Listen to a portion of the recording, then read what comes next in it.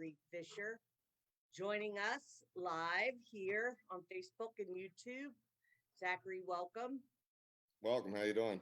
Yeah, welcome to the show, Conscious Heart Solutions. I'm excited to have this conversation with you and hear more about your story. I know that there are a lot of people, you've got a huge following, people look up to you, and I recently, through a mutual Facebook friend, became aware of you and the influence that you have on the CUE movement. Mm-hmm. Yes. And I think what you're doing is fantastic. And not only do I want to know more, but I'm sure that there are plenty of people that look up to you and seek guidance from you. Would love to hear more about your story. So first, can we start with where'd you grow up at, and tell us a little bit about your background and your family. And Sure. Well, I'm Zach. Obviously, everybody probably knows that. I grew up in the suburbs of Maryland, outside of Baltimore, in I guess what you would call an affluent area, a county of the state, and was probably considered a fortunate child through my life. Right, my father owned one of the largest fireplace companies in the U.S. and back in the 80s, when the recession hit, his company was sitting on a lot of inventory and ended up bankrupting his business, which affected my life in a huge way, right? There was a lot of ego, I guess, when your parents are successful, and then next thing you know, you are driving around in a vehicle that has a hole in the back seat where you can see the ground as you were driving. So, you know, a lot of the insecurities that I carried through my life stemmed from childhood, just like probably 99% of us, right? If we could meet our younger versions of ourselves and you good? yeah, sorry. Okay. We meet a younger version of ourselves and you know, say sorry, we probably would, right? So when I was approximately second grade, I was diagnosed with ADHD and dyslexia, which means I turned all my letters around and, you know, read at a probably a kindergarten reading rate at the time. The only school that was available was a very affluent private school. It was called St. Paul's, which is up in north of Baltimore. I commuted 45 minutes every day. My dad would get me there.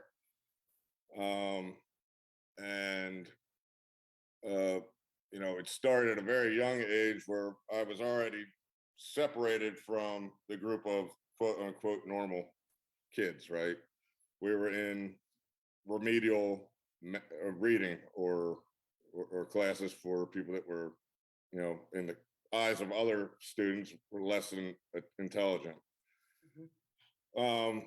So I was always able to befriend anybody and did a good job of it and was friends with the normal, quote unquote, normal kids. And there was a lot of instances where they would pick on kids that were in my class that had the same issues that I had, right? So I ended up becoming an angry kid, I would guess you'd say. I defended other people when they were treated poorly, right?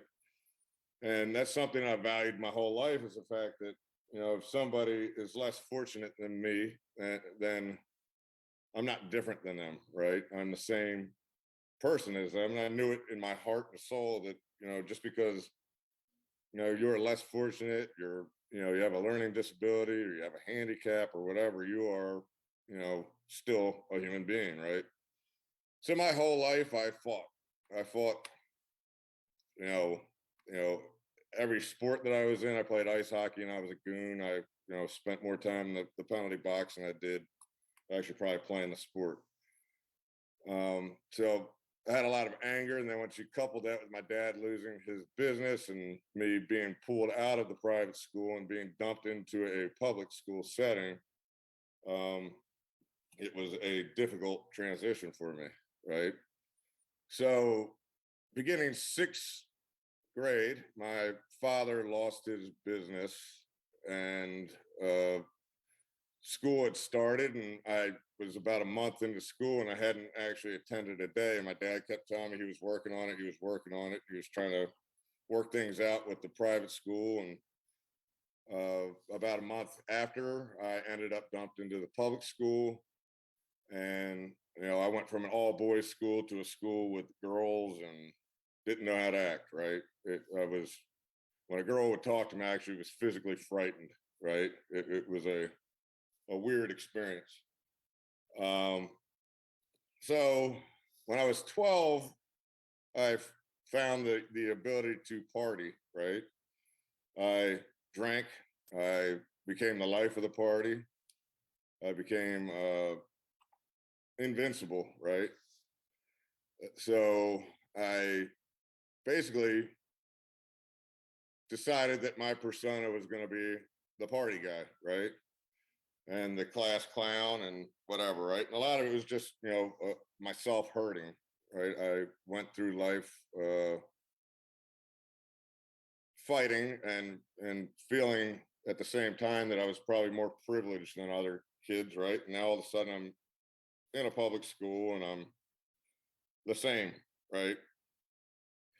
Um, so I, at 12, started to drink heavily enough that, you know, my dad was having to help my friends into the house drunk, putting them into a cold shower. Quickly moved into smoking marijuana by age 13. Um, I would say that there was more days that I was drunk than not. And that continued for many, many, many, many years. It only became worse when I was 21. I ended up dropping out of college and gave up on every sport that I'd ever played that was important to me, and became a functioning alcoholic slash addict, right? Can I ask you a question real quick, Zachary? Yeah, go. So did either one of your parents struggle with drugs or alcohol? I mean, Well, my dad did. He hid it well, though. yeah. The only experience I remember was one night we woke up and my mom was yelling at my dad, and we came out into the yard, and he had backed his car into a tree that was about 30 feet away from the driveway and put a huge dent into it. And it wasn't until later on in life that I realized what had happened. He'd come home drunk and ran into the tree.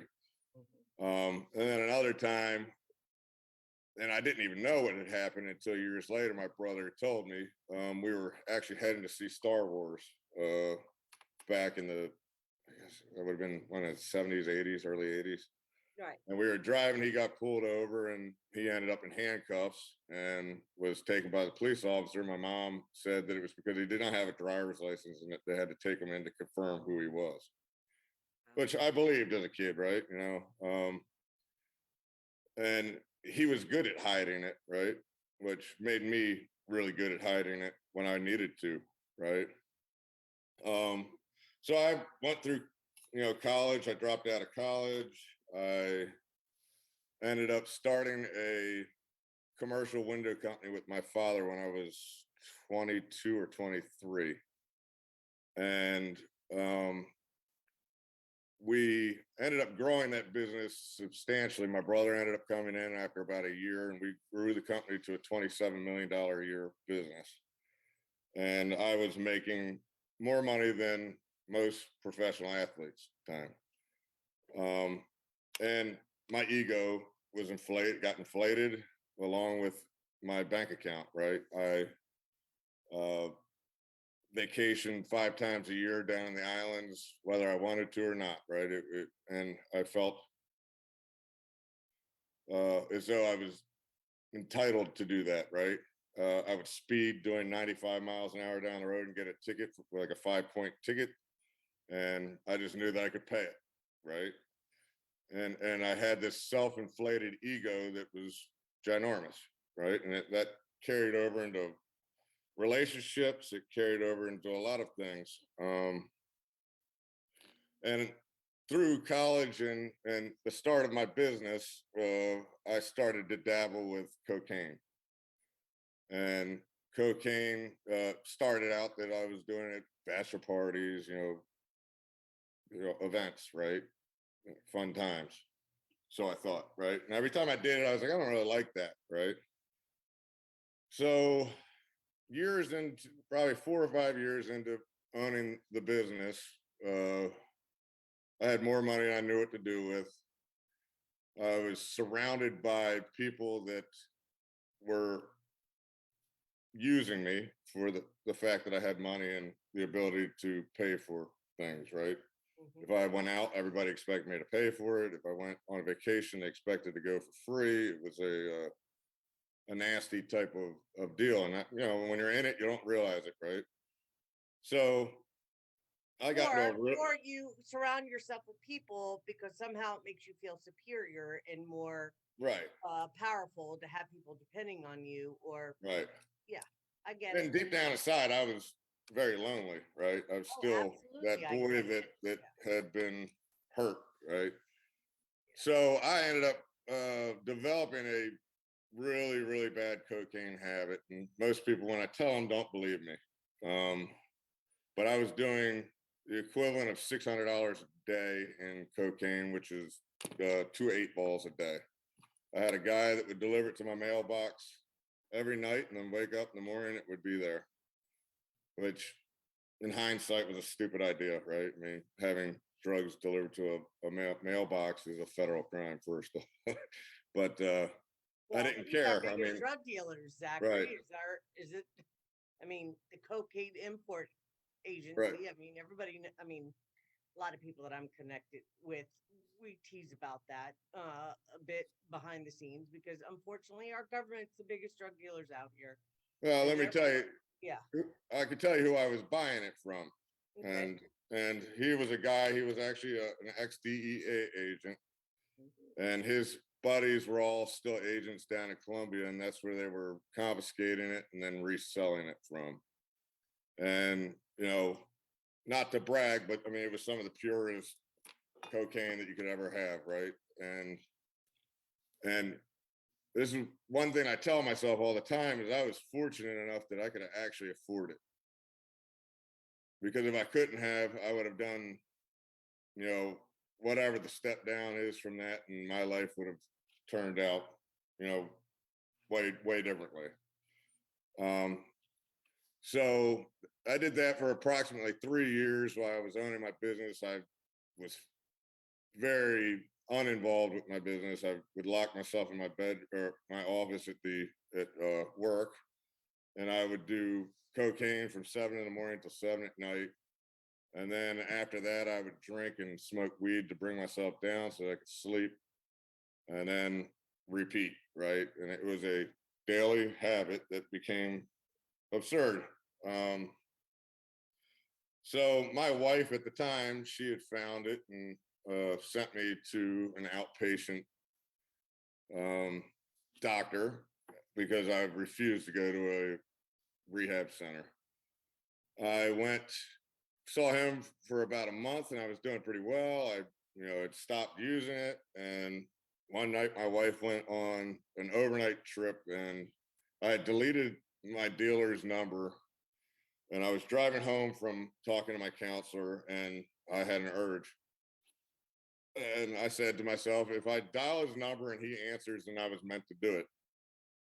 Somehow or another, I'd never dialed his number one day in my life. I'd only hit send, right? I pulled it out of my butt, and he answered the phone, and I ended up relapsing. And I made it a few weeks, and my wife had found a bag in my pocket again and was like, we need to do something. She contacted my father, and my father got involved, and he said, look, it's time we do something. You need to go to rehab. And I kept saying, no, no, no, no, no, I'm not going to do that. I could continue with my counselor. I got it under control. I just slipped up. I slipped up. So my next time I went in to go see him, it ended up becoming basically an intervention. And it was like, hey, Zach, this isn't working out. It's time we do something different with you. We think you should go to an inpatient facility and get some help. And I fought and I said, no, I think this will work fine. This will work fine. And then he finally got to me one time when I said, all right, I'll do it. I'll do it. But you can't send me to a place with a bunch of crackheads. And this is what changed me and my outlook for a lot of things. He goes, what do you think you are? And that's the moment that struck me the hardest, that my ego thought that I was any different than anybody at this facility, right? And I had always prided myself on being able to work with the blue collar employees that we had, and they related to me. But at that point, I realized how big of an a-hole I really was, right? The drugs had me so bad that I thought I was better, right? Just because I could afford cocaine and not crack. So he got me into a facility up in upstate New York. It was called Marworth. Marworth, yeah. And it's actually where Brett Favre had gone. And it was a place for doctors, nurses, police officers, and paramedics, which was interesting because you got to see how many of them there really are, right? I mean, there's a lot of them for there were sure. a lot of anesthesiologists that were there. They were there for 3 months at a time. You had doctors that you wouldn't want operating on you, right? But what they're doing is giving people doses and then taking what they don't throw in the trash can and using it for themselves. The police officers and nurses were more, the police officers were more alcohol, and a lot of that was from PTSD and stress and so forth. And then, the younger patients were all part of the pill society, right? They were the worst, right? My heart broke for the people that were on prescription like OxyContin and oxycodone. That people don't understand that drug is actually pharmaceutical heroin, and you would actually be better off being addicted to heroin than you would oxycodone. Because the thing about oxycodone is that it actually leaches into your bones, and it takes up to a year for it to leach back out, which means that you are suffering from pain and debilitation for a year, right? You're not. Well, I might differ with you with that, but I appreciate what you just said, because I mean, we're just meeting, but just right. to share with you, I mean, I laid in my bed and detoxed myself off of everything. Right. And I've used everything. And right. I'm not, this isn't about me, but just for relation purposes. Right. You can, once you make your mind up, you lay there and you let yourself go through the detox. Oh yeah, absolutely. Yeah, it's mental, and the health professionals will tell you that you need to do it.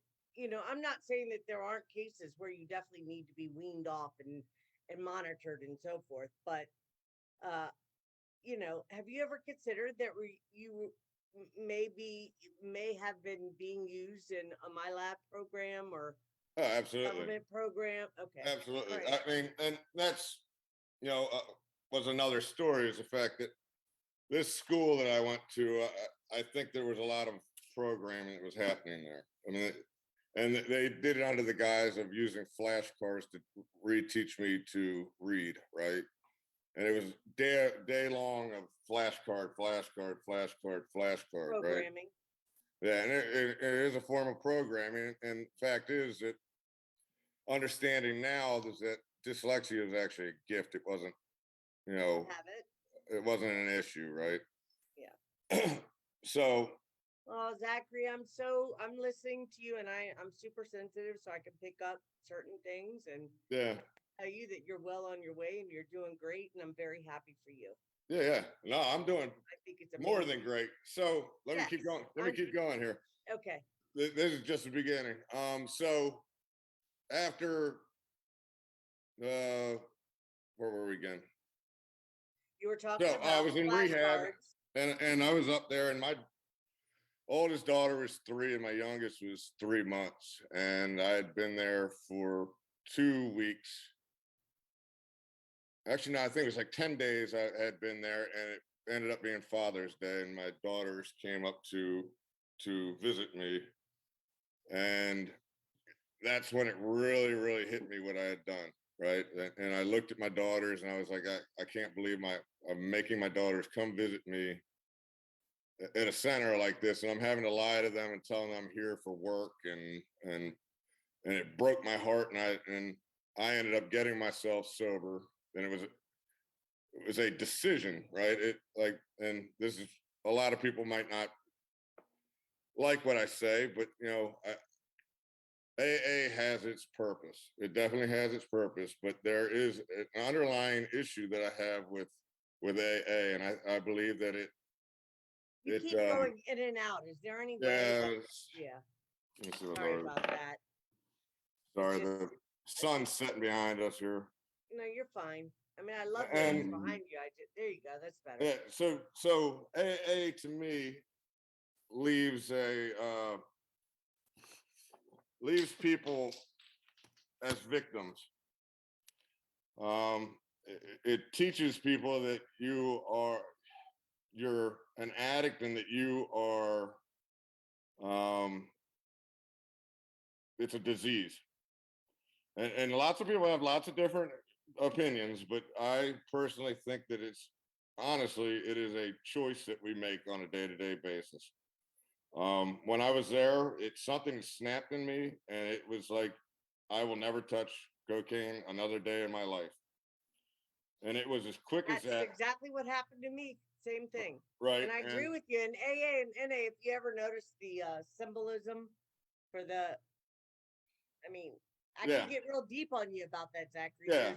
So I agree with you, but I definitely do know that it has helped many people, but it becomes a crutch. People don't, they could be Right. in there for 20 years and really don't do a whole lot. Well, the issue that I had with it is that they tell you that you are a victim, basically, that you are always, and you will always be an addict, right? And I don't look at it this way, right? I look at it as, that was a choice that I made in my life back then, to live a chaotic and uncontrolled life, right?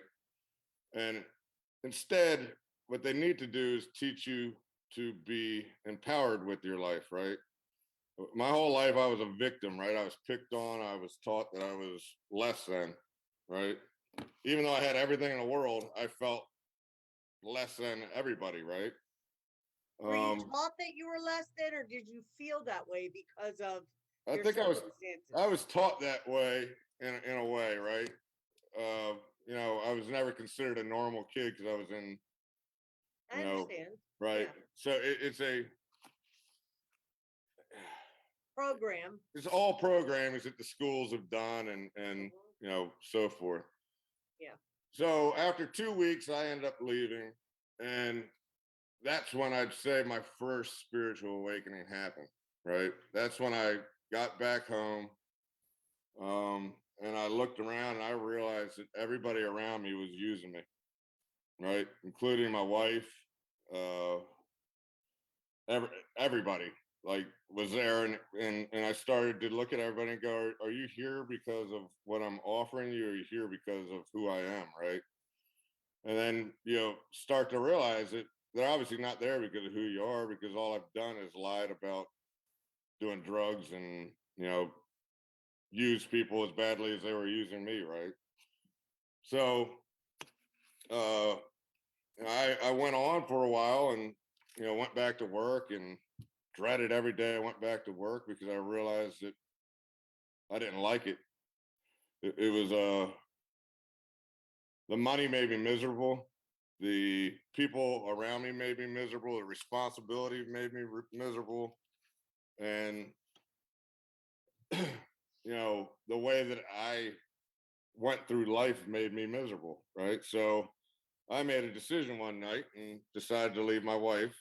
At the same time, shortly after I decided to leave my business, I walked away from it. which everybody thought I was crazy. Man, how could you walk away from making, $2 million a year? And the answer is I don't know how. I don't know why, but something happened inside of me that said the only way I will ever stay sane and sober is if I walk. And the only way I will ever be happy is if I do something different than I'm doing today, right? Everybody kept pushing me to do AA, and I'm a private person. Most people, a lot of people watching tonight have never seen my picture. I don't show my face too often, right? Except for people that I get close to.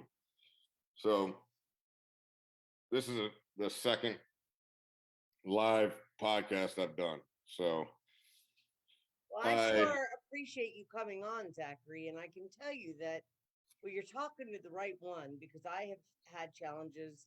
I've never made $2 million in my life. right, Although I've been around people that have. I've yeah, been around money. Yeah. I've never personally made that kind of money, but and I struggle with drugs and alcohol. The first time I got high, I was 6 years old. My brother yeah, gave me a bong and a pot and watched me run around the room high, and I started cocaine at 12.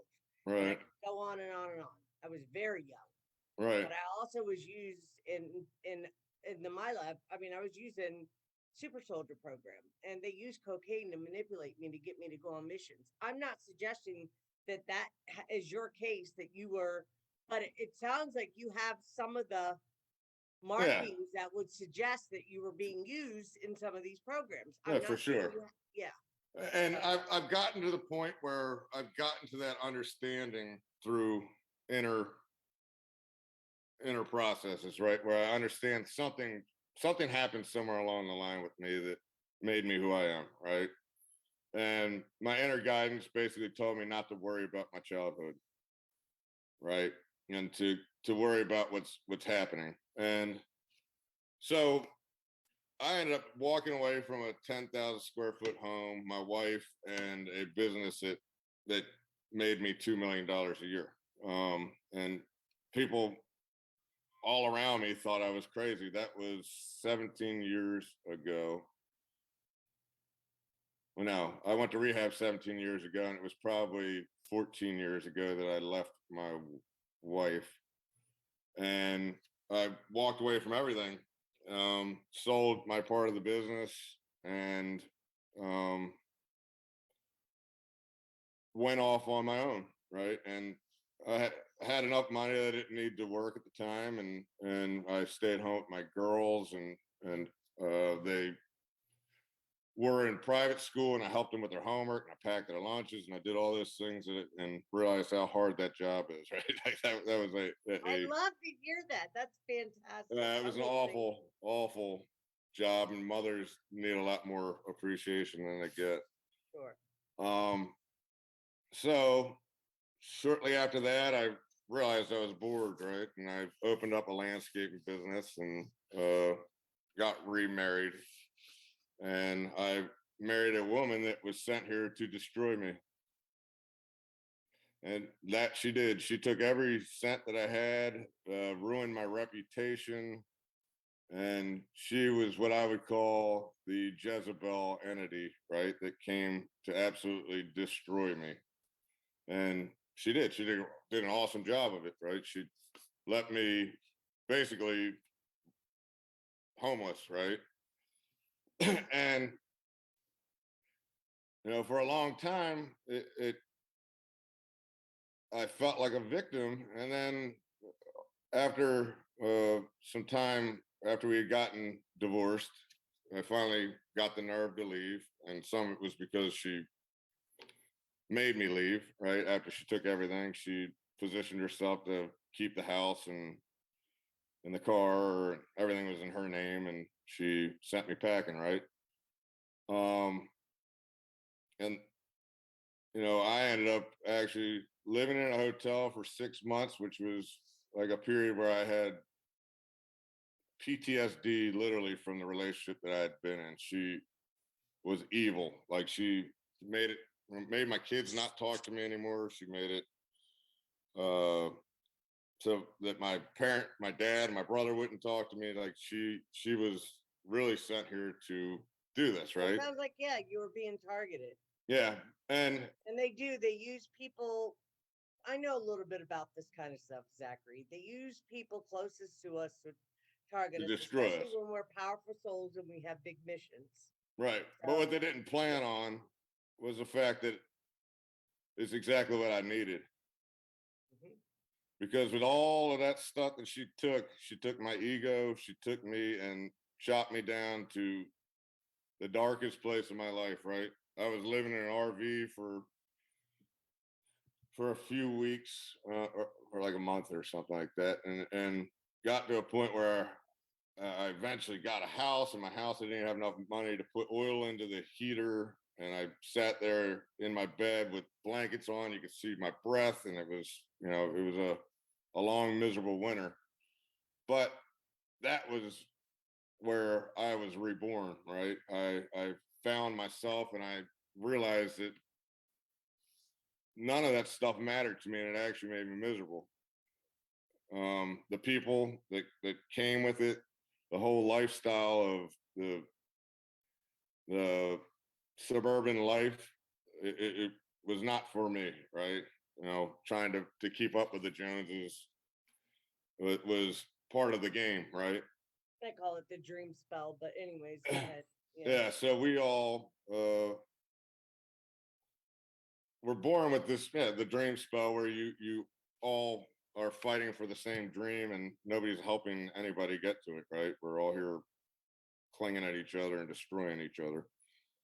So, Until we're not. right, until we're not. Hmm. So at this point, I don't even realize that I'm having these spiritual awakenings, right? It's just happening to me. I mean, I'm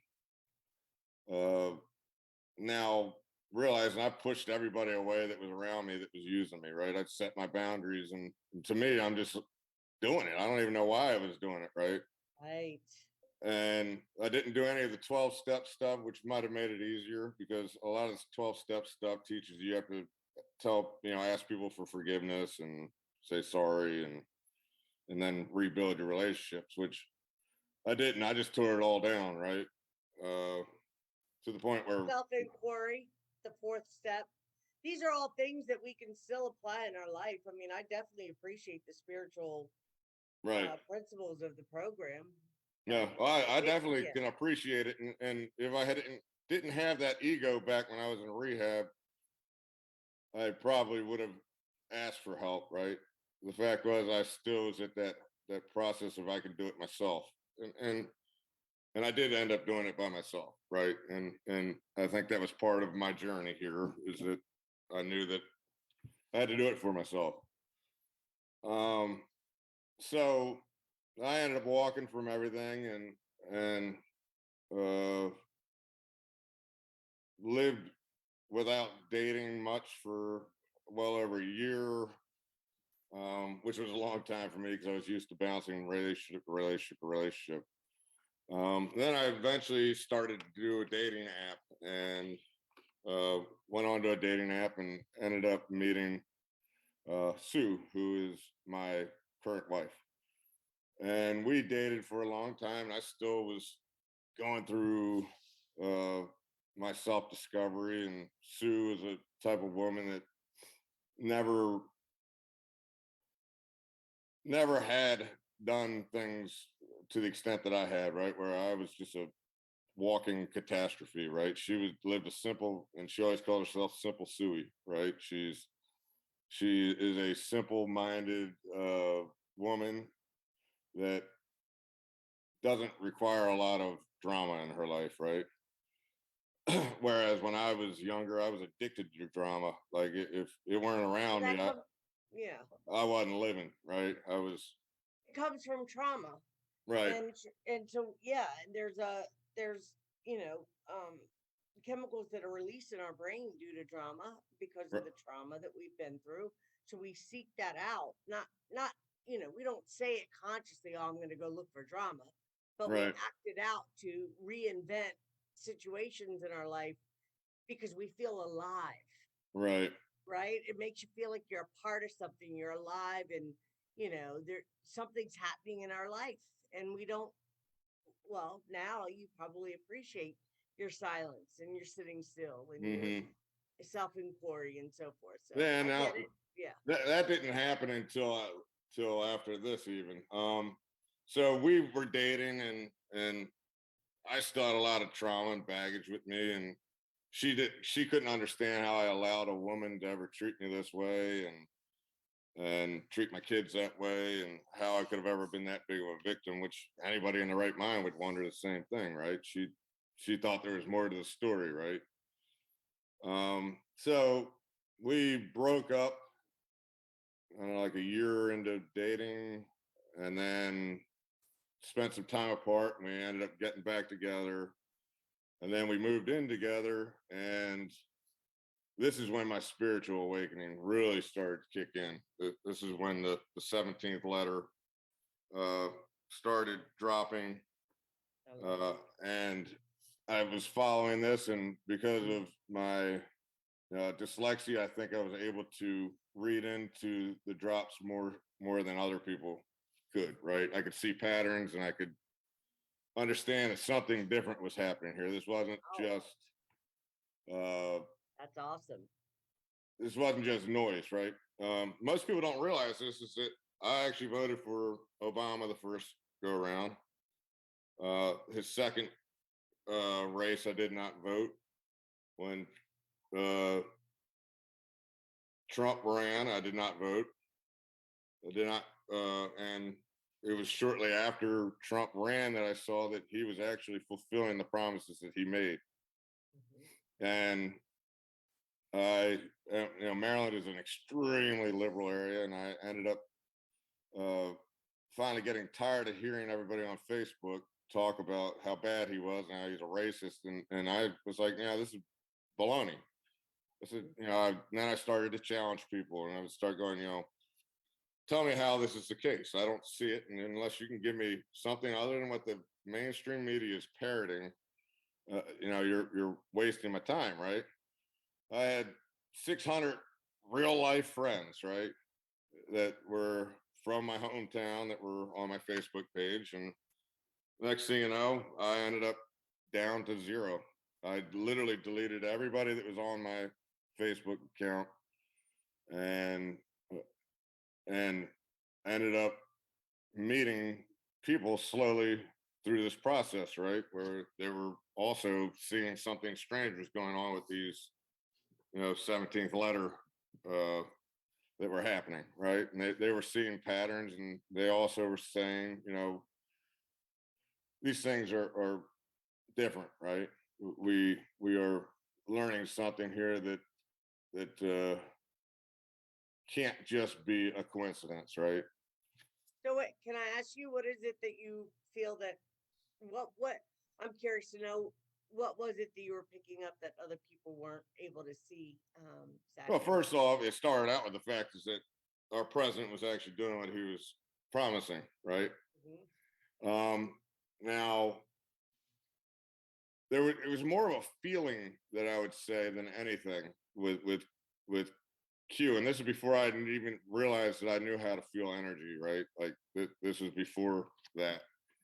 Um, so I guess I should rewind. So Sue and I lived together, and I had my spiritual awakening where the 17th letter came out, and I'm learning all these things, and I'm up 22 hours a night researching and digging into things, and I'm going, whoa, this is crazier than I thought it was, right? I mean, I'd always known something strange about the 911 incident, right? Um, but this started to really cement that things were not what they appeared, right? And she thought I was losing it, right? Which was understandable because she's a simple woman that owns a large daycare, and that's what her day-to-day life is, right? She runs her business and does it very well. Did you And have a Kundalini activation? Um, but Zachary? that happened later. Yeah. So I was spending a lot of time associating with people in the movement, and 9 times out of 10 it was women, right? Because for some reason or other, that's our movement is mostly women, right? And I think that her insecurities were is why are you able to relate with other women better than you can me, right? Which is totally understandable. I get it, right? And I kept saying to her, well, all I know is I'm here with you, and this we're doing this together, right? And she, I guess, hit her breaking point one day and said she can't do this anymore. And I was like, this isn't right. Like, this is not right. We're not supposed to be breaking up. We're supposed to be doing this together. Somehow I just knew we were supposed to be doing something together. I don't know why. So she sent me packing, and I owned a commercial window installation company at the time where I actually ran a crew of guys and we were installing windows, and we traveled 20 some states within 9 months. And we were renovating apartment complexes, and from Florida all the way up to New Hampshire. And through that time, I lived in Airbnbs, and was giving into this thing of I'm just going to free fall and see what ends up happening with me, right? And when I left the house, I said, I'm going to go out, and at this point, I need to figure out what's going on. Why am I pushing people away from me? Why am I seeing this happening? And I need to find myself. Either that, or I'm going to go kill myself, right? Like, because there's no way to live where I'm just living in Airbnbs. So over that next year, she dated another gentleman, and I dated another woman that was in the 17 movement also. And I moved to Florida, and while I was in Florida, befriended people along the way. One of them was a guy by the name of Jason Light. He's an amazing guy. I've met him at a restaurant in Sarasota, and I was having a conversation, and he walked up and he goes, "Hey, my name's Jason Light." And I'm like, "Jason Light?" And he goes, "Yeah, my middle name's Ray, Jason Ray Light." And he goes, "I'm a star seed." And I go, "What the hell is that?" And he said, "I'm a star seed. My wife's a star seed. We're twin flames, and we have a crystalline child." And I'm like, what does that even mean, right? Like, I'd never heard of that. And at the time, I had developed a humanitarian plan for the movement for the New World, and started to talk to him about that, and it aligned with a lot of what he was doing, which was he wanted to open up a drug rehab house, I believe is what it was. And I said, it's basically going down the lines of what I want to do. I said, I want to create a place that utilizes psychedelics that will help people have an awakening, and also help heal PTSD and so forth. And he goes, "Well, that's interesting." He goes, "I got some friends that they administer ayahuasca." And I'm like, I've seen about ayahuasca for years, and I've wanted to do it. I just never, could find it, right? Like, I'd actually had plans back in the beginning of 2020 to fly down to Ecuador. I had a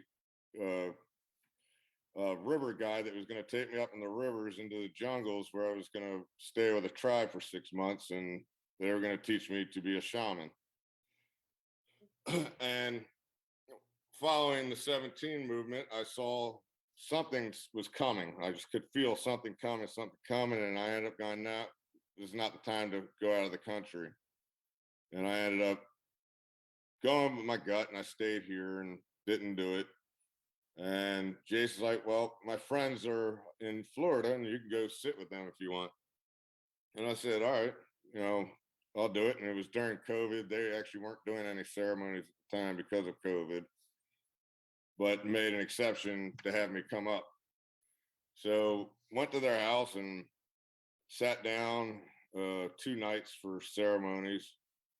And I don't know if people know what ayahuasca is. Ayahuasca is something that was originated in the jungles of Peru by the tribes. And they had found that if you take the leaf of one plant and the vine from another, the roots or the vine from another, and you boil them together for 30 hours or whatever the process is, it will create a powerful hallucinogenic.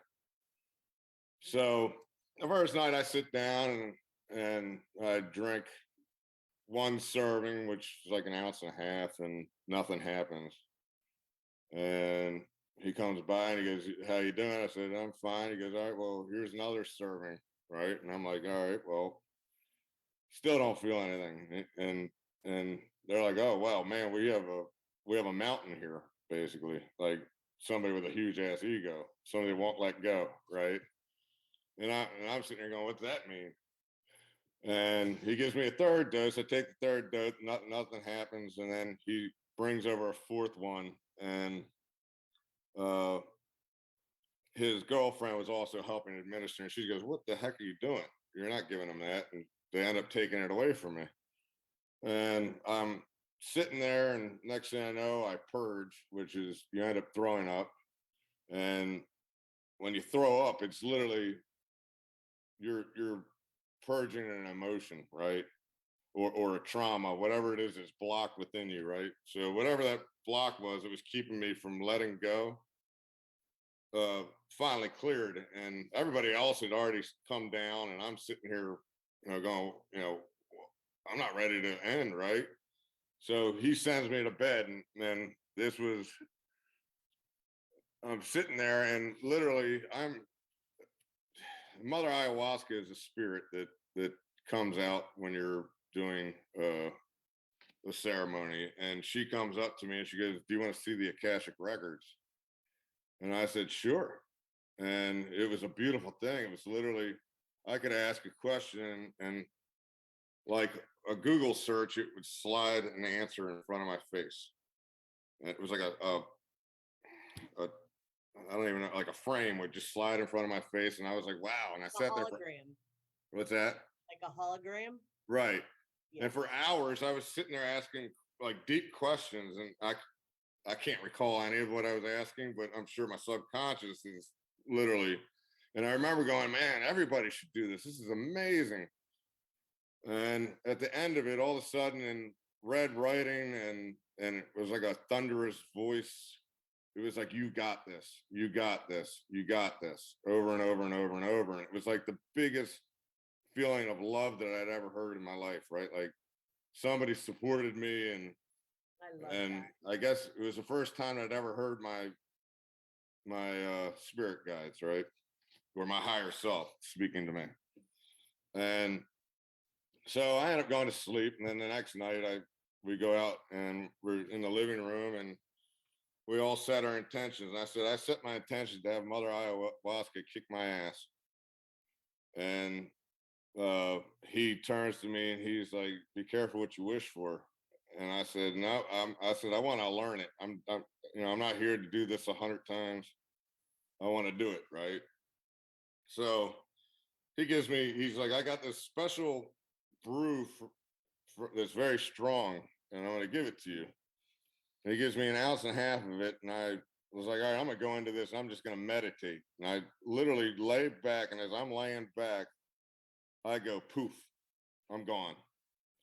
And I end up in a garden, is all I can say. It was a garden, but it was this magical.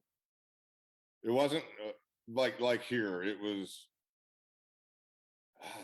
man, magical colors with bright yellows, greens, uh, like gears that are twisting, and this whimsical music playing in the background, like harps, and it just felt amazing, right? Wow. And Mother Ayahuasca comes up to me and she goes, "Do you want to see the Akashic records?" And I said, "Yeah, absolutely." And she goes, "No, do you want to see them all?" And I said, "Yeah, why wouldn't I want to see them all?" And she goes, "Okay." And next thing I know, information starts pouring into me, and it was beautiful. It was like a river, right? It was flowing. It was every feeling, memory, anything was flowing into me, right? And then it starts to pick up speed, and it starts to pick up speed, and it starts to pick up speed. And before I know it, I'm like sitting on my mat, and I forced myself up off the mat, and I said, no, no, no, no, no, no, right? And it was so much that I actually saw in my vision, my mind twisted, sparked, and I thought I'd lost it, right? And I guess it was what I would call a reset of my brain, right? And it took all that programming that I had and it reset it, right? So I, at the time, I didn't know what it was. It was the most terrifying experience of my life. I realized I wasn't actually here. I mean, through my life, I'd used mushrooms hundreds of times, right? Never had an experience like this, right? And probably because my ego was keeping me from ever having that experience. Um, so I sit up and literally, I don't even know how much time had passed, but it hadn't been long because everybody else was still sitting on their mat drinking their drink, right? And I had already had this journey, and I sat there and I'm fighting going to sleep, fighting going to sleep. Like I'm not going back there, right? So what it is DMT, and DMT is created when you're sleeping. So basically, what happens when you are doing ayahuasca, it puts you in a state of sleep, basically, where you're in between, and DMT is created when you die. So it's basically giving you a near-death experience, right? So you have that same feeling of when you cross over, right? So I was on the other side of this veil and realized, hey, I'm on the other side of this veil. This is too much, right? Like, send me back, send me back, send me back, right? Like, y'all are in my head and I've you're never trying to done steal me or ayahuasca. something. Yeah. What's that? I've never done ayahuasca. I've done DMT. Actually, I did it here, and then I had military show up at my job to check on me. I knew Really? exactly what they were doing. Yeah. Yeah, because they're scared you're gonna break free. Well, I have broken free, but Yeah. I've already broke programming. But I crossed. I I I had a near death, if you want to call it. I mean, I feel I died and came back for sure. It Mm-hmm. wasn't near death. I crossed over and I was gifted my life back. Right. I had taken a bunch of medication. I just said, I'm done. There Mm-hmm. was no calling anybody. I wasn't looking for anybody to come save me. I was just tired, Mm-hmm. Zachary. And I just said, God, I'm laying down now. I don't know if I'm going to get up, but I'm laying down. I'm taking these pills. And I imagine like this hand coming through to, stop me. And it just, none of that happened. Right. We literally will be given exactly what it is that we're desiring. Of course, when we have a greater purpose, and everybody has a great purpose. So some people, some souls cross and they don't come back. Those of Mm-hmm. us that are gifted to be able to be here, we need to, I feel like, and it wasn't right away that my life turned around. It was many years later. Right. I've had several awakenings, but DMT, I wasn't crazy about it. I thought it was gonna, like you, I've done a lot of mushrooms, acid. I've done so much Mm-hmm. stuff. I mean, Yeah. most psychiatrists would deem me, insane, and I'm not. All of us probably are to a degree. Yeah, yeah. But I've never tried ayahuasca, but go ahead. I'm listening. I Yeah, didn't. so I mean, ayahuasca is used for a lot of people that have drug addictions, Sure. and they say that it cures people, and I 100% believe it does. Now, I'm not saying that ayahuasca is for everybody. Ayahuasca is serious business, right? I mean, when you do it, you are taken into the dark, right? And you're playing in the dark, so you're sort of tiptoeing the line while you're there, right? And if you're not careful, something, and you aren't doing it with people that administer it, and they're shaman or shaman-esque, right? They're similar to a shaman, but they can hold space for you, right? Can I tell you something? There's so many people in Florida that I have, since I've moved here, that Yeah. claim shamans and. No, these people are amazing. No, I'm not saying Yeah. your people, And because they're I not. actually I did connect with some people that had a couple guys from Peru here that were offering, services. I'll just say that. I won't say much more on Right. camera, but anyways, but I have come across, I mean, I don't think I've ever been to a state before that has so much like witches and covenants and people that Yeah. claim to be, this There's a and lot. that or There's a lot whatever. of strange stuff that happens in Florida. Like, I'm telling you, there's a yeah, lot of reptilians here. I see them. yeah. I'd say the state's split in half. It seems like. Yeah. But Anyway, I mean, I'm not saying it to be belittling at all. no, I'm just saying it's yeah, just, no. But I mean, these people, they've done 600 ceremonies, so they've yeah, done it. that's amazing. Yeah, and they actually ran the ayahuasca center up in Orlando. I can't remember the Soul Quest. So they actually are very, very knowledgeable, right? And he actually brews it, so you know where it's coming from.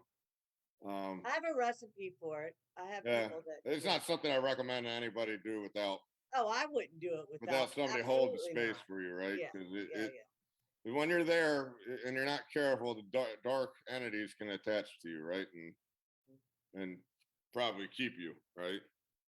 well, they're not keeping me. I've already been, No, well, not you. So I, and not you either. yeah, But all of a anyway, sudden I sit up and everybody's sitting there, and I'm like, what in the world just happened, right? And I'm looking around, and then I see another girl. She starts panicking and yelling, right? And I'm like, oh my God, this is what they do. They get you to take this ayahuasca, and then they're all in your mind, and they're trying to take you to the other side I or can something, tell you my story. You're right? making me laugh now. Yeah, and in my Yeah, mind, I feel like yeah. they're like trying to take me, right? And I'm like, no, I'm not closing my eyes. I'm not closing my eyes. I'm not closing my eyes. I'm gonna sit here, and it was like a battle to keep my eyes open. And next thing I know, I realized I'm like hiding underneath my blanket, and I realized that was me as a kid. That When was, I I'm was, sorry. That was what? it was me. It was me as a child, Oh, right? I see. Okay. And when I was a child, when I was like 5 years old, I was able to reach the Akashic records, and I'd forgotten, right? And I was able to reach this place and had no clue what I was doing, right? I hadn't been trained. Nobody told me that this is what's going on, right? So I would get to this place and it would scare me to death. And then I would sit in my bed and do that thing where I'm keeping my eyes open, keeping my eyes open, right? Because I don't want to go to this place. I don't know what it is, right? Am I going to disappear? Is somebody going to take me? And I Do you think realized that that, you were have you ever been contacted or abducted? I mean, yeah, when I was that's- 5, that was another story, and I didn't realize that until I was watching Above Majestic, I think it was, and I had the same experience that they had discussed. And when I was 5 years old, I had woken up and I walked across my bedroom, and it was pitch black upstairs. I got to the top of my steps and looked down. It was like bright light downstairs, and I was like, "What's that?" And I turned back around. I looked, and I'm like, "It's dark up here, but it's light downstairs." And the next thing I know, I had the urge to jump, and I Mhm. jumped, and I floated down the steps like this. Yeah. And I got to the bottom of the steps, and next thing I know, I woke up back in my bed. And I was a 5-year-old kid, and I was like, "What the heck was that?" Right? Like, that wasn't just a Well, you dream. probably left the body. Yeah. I've Well, I don't gotten know if I that. left Yeah. my body, but so then I'm watching Above Majestic, and he said that he's heard 200, hundreds of people say that they had the same experience where they get to the top of a flight of steps and they jump. And he said he did the same thing, but he flew flat down the steps So so are you saying, so did you like, physically. uh, I'm sorry? Physically, he flew level to the ground, Right. right? So okay. And I flew like face first down the steps like this, right?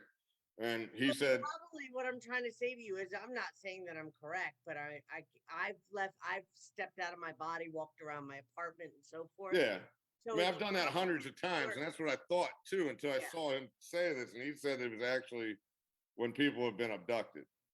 Okay. All right. And Yeah. which makes sense because when I was that same age, I remember looking in the mirror and I would stare at myself in the mirror so long to the point that I would feel like I was about to disappear. I used to have thoughts: are my parents my parents? Are they real? Are they aliens? Am I an alien? right? I get it. Yes. And I'm like, this doesn't, something's not right here. And I Yeah. never in my whole life it's ever really felt connected to too many people, right? Like I've been friends with everybody, but I've never been I get it. close, right? Yeah. And so I'm sitting there and I realize that I'm myself as my kid, as a kid in my bed after having this experience and how terrified I was and how nobody had told me what was going on, right? And I felt so badly for my inner child, right? Oh, And it was like I ended up basically forgiving myself, loving myself, and realizing that I was, just a small kid that was scared, right? But that wow. it impacted my life throughout the whole life, right? Mhm. Because I was different and I didn't understand it, and that's why I was fighting for other kids and so angry, right? And I'm sitting there and I sit up and I start feeling more confident about my situation, and I put a blanket over my head for some reason because it was freezing, and all of a sudden I had this feeling that I was like an ancient Indian warrior, and it must have been a past life coming out of me. And I was this ancient Indian warrior, and I never felt more empowered in my life. Right? It was like I was being reborn again. Right? I'd gone from where my mind twisted, and I lost all my ego and everything, and I all of a sudden met myself as a young kid. Now I'm growing into this ancient Indian warrior, and I felt empowered and loved, and I've never felt the sense of love that I felt at that time, right? And I remember looking over, and I'm still not quite sure who it was, but in my mind, it was Shiva was sitting up against the wall, leaning against the wall with this long flowing outfit on that's like blowing in the wind. And I look over and I'm like, "Hey, what's up, man?" And it was like I knew him closely, right? Mhm. And it was like I was joking around. And I waved at him, and and he just smiled at me, and I laid back down on my mat, and then I had the sense of peace come upon me, Why do right? you think it was Shiva? It was somebody that was Hindu. That's all I know, right? Okay. I'm not. I'm And it just. was more of a feeling than anything, right? I don't know. I mean, it could be somebody else. I don't know, but it was a feeling that I understood and knew, right? So I ended up going to sleep, and then you know, Mother Ayahuasca stays with you for a long time. The lessons come for months and months, maybe years, whatever, right? So they're like, you're going to go home and you're going to have to integrate back into life. And I went back to my house, and for the first week, I slept with the lights on. It was that, Wow. yeah. I mean, that was that impactful to me. Like it was like, holy shit! Like being in the dark is legit, right? And I Uh-huh. knew there was something much more than what was happening here, right? Because I saw entities, I felt entities, and I felt how they're creeping around there, right? And you're in a place that's, mean, I would say ayahuasca takes you to an in between world, right? Where you can go into the dark to find the light, right? Some people that aren't spiritually strong could go into that dark and get stuck there, right? Can I ask So, you a question? Because and I'm not rushing. We're yeah, now just passing the first hour, and I definitely want to talk more about like um. And I appreciate everything you've yeah, shared go so ahead. far, That's all right. Zachary. I appreciate you. No, you've been very forthright with everyone and Hmm. sharing and being, very genuine and authentic, and I appreciate that. Yeah, no problem. That's yeah. That's why we're here, right? So you had mentioned to me, if it's okay with you, that you are a star seed. Do you mind Right. sharing any information on that? Is there anything that, Yeah, I mean, the problem is everything I have to tell you is another show, right? Like, and that's well, I not mean, we could ego. do a part two if you're comfortable. I mean, I'll I do a mean, part two if you want to. That'd be fine sure. with me. Because I mean, my real awakening happened a week after I left that ayahuasca ceremony, and that's when I lived down in I was down in Port Charlotte, and I was laying in my bed one day, and I turned myself over to God. And I told God, I said, I am your vessel to use. And I was never a religious guy, right? At all. Like I believe something did something, right? But I Yeah. never put a lot of thought to it. And I turned him over and I said, all I ask you to do is take care of my children and my family, right? So I free fell into it, and I was going on a road trip to go to South Dakota to the 4th of July for a 17 uh, function that was happening up there. And I made it out to Oklahoma with my girlfriend at the time. And God put me on my course when I was out there. He separated us two when we were in Oklahoma, and I was dropped off at the airport in Dallas and had no clue where I was going, and had $5,000 to my name. And I rented a car at the airport and I drove 22 hours back to my house in Port Charlotte. I loaded my truck up and drove another 9 hours to Savannah, Georgia before I stopped. I was up for 36 hours driving straight. God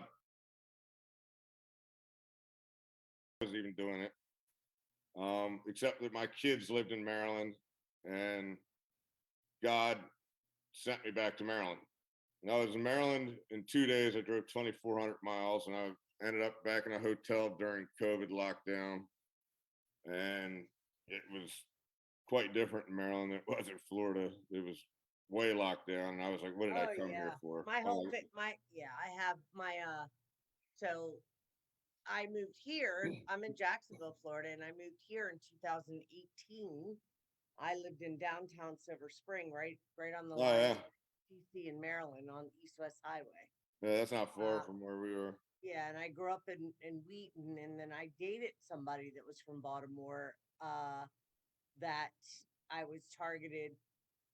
I believe he was a um he was there to just to basically take my energy from me. I Mm-hmm. had a Kundalini activation, and through Mm-hmm. sex magic, this happens, and it's a whole deep story I don't want to get into. Yeah. I mean, I don't mind sharing about it, and one day I will, maybe, but I'm kind of past all that stuff. I'm really just, It helps uh, other people though. yeah. And again, I'll share it if I Yeah. know that it brings, Well, a lot of people don't helpful know to what a others. Kundalini experience is, right? Yeah, I'm sorry. A lot of people don't even know what that is, right? Well, it's energy that is coiled at the bottom of your spine, and through sex, you can either raise your energy up through yoga practices and have a Kundalini activation or experience, or you can have a full blown Kundalini activation, which is what I had, and it opened all my chakras up, my crown chakra. I literally was manifesting out of thought. If I Right. had a thought, I would create the scenario and it would manifest.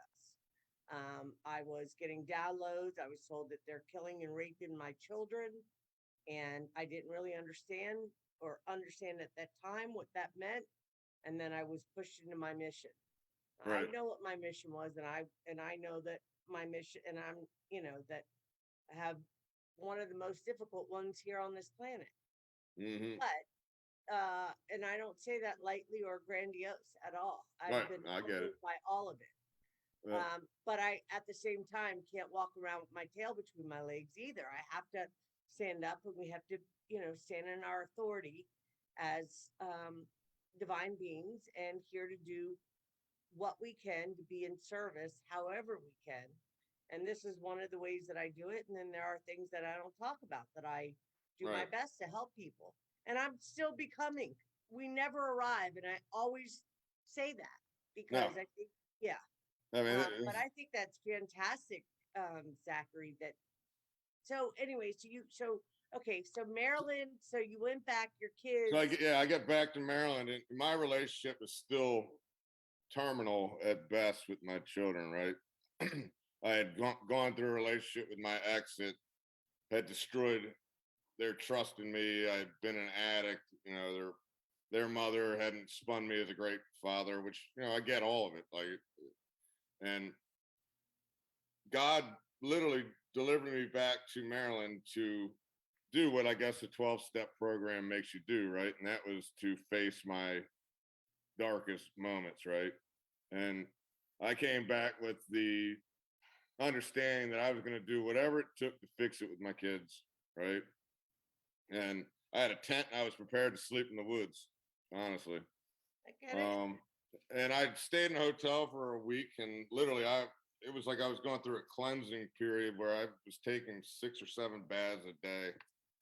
And it was a weird experience. And I reached out to Sue, and she came to say hi, and she had just broken up with her boyfriend that ended up being a similar energy as my ex-wife, and it all made perfect sense, right? She had to meet a guy that wanted to destroy her as badly as my ex did, So and she could understand what I was going through, right? And so she came over, and the second we touched, it was not even a romantic thing, right? And she says it to today, is that the second we touched, I healed her.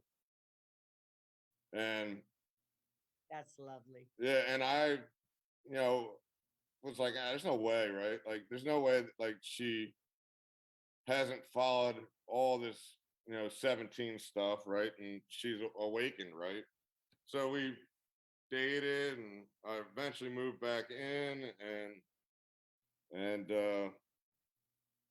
I questioned her one day, and I said, how is it that you never have done any of this research, but you're awake now? Like, it doesn't make sense. I'm waiting Well, for. we definitely activate each other. I don't mean Yeah, to interrupt you, but yeah, yes, and sure. and that was the first time that I realized what I had done, right? And she literally had an awakening just by my self healing, right? And That's fantastic. yeah, so like for a long time, I was like, man, she's got to be pretending. But how long can you pretend like this for, right? And then I said, well, how is it that you don't need to do all this research? Because I trust in you enough to take me to where I need to be, right? And that made so much sense, right? And it was a beautiful thing. Like, she had actually submitted to me enough that I could lead, right? Mhm. And that's what the divine feminine masculine qualities are, is that I'm not looking to be a leader per se, right? But as a man, you have a tendency to want to protect and guide, right? And this has been lost in the societies, that people, don't understand that balancing, right? I mean, that balancing also happens within each of us, right? We all have a divine masculine and feminine energy in us that you want to coil it, right? And balance it, right? So that you aren't operating from a hurt place, you aren't operating at a too masculine of a place, you aren't trying to conquer people, right? You're here to Well, win the love of masculine is somebody. external and feminine is internal. So feminine is magnetic and Right. masculine is electric. So um yeah, when you balance it, you will operate from whichever or whichever I guess if you want to use the word pole, I wouldn't even know how to say that, but you as you evolve and your consciousness expands and your awareness, you start to be, you have feelers. It's like feelers that you're able to sense when you need to fall back or when you need to come Hmm. forward. Hmm. And lovely that she trusts in you, because I was talking to somebody about this the other day about when we hear truth, when you operate from the frequency of truth, when you hear it, you know it. You Hmm. don't believe it. It's a knowingness. It's a Right. knowingness that you say, okay, this feels right. Right. I, you know, and when everything comes together, it's just, it's an intuitive knowingness. And if Hmm. you have to question something, then I would say that doesn't mean that it's not true, but maybe there's more further Right. but that's lovely, Yeah. Zachary. So I Well, mean, the yeah. spiritual awakening for me was I literally let go, right? I stopped trying to make all the decisions in my life. because Yeah. every decision I ever made was Called a surrendering. decision for yeah, surrendering. And it was, I learned a lesson from every mistake that I made, Sure. right? And I made a Yeah. lot of them. I was a professional mistake maker, right? But isn't that the way we gain Yeah, it's knowledge how and you wisdom? gain, but You, yeah, and it's also what's got me to where I am now is that I can relate with almost anybody that I speak to, right? Because sure.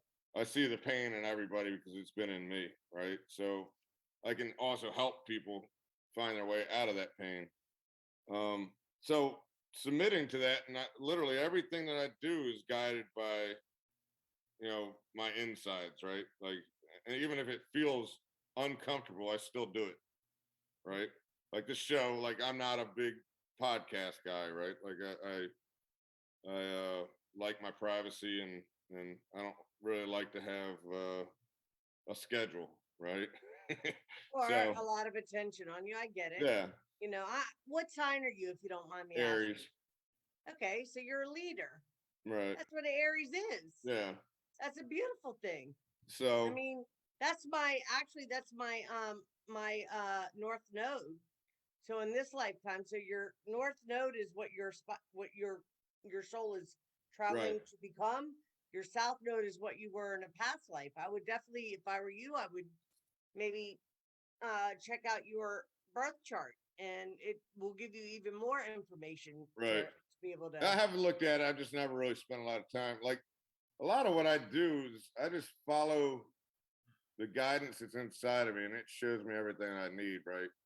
Like you can spend a lot of, and that's one thing I learned doing ayahuasca was I spent so much time researching and digging and questioning, and that I was driving myself insane. I was up 20 hours a night or a day, and when Mother Ayahuasca showed me the Akashic records and all of them, I said I'm okay not knowing it all. Right? It was too much, and I'm Absolutely. okay. I'm okay just not knowing everything. Right? Yeah. And it will happen when it needs to happen. And that was that submission Well, to that's an important statement you just made, right, because I know other people, and I'll speak just from my own experience. I wanted to know it all. right, I wanted answers. I right, wanted to know why I was experiencing what I was, why I was being targeted, why military was jumping out taking pictures of me, why I was being abducted, why all of this stuff. I wanted answers.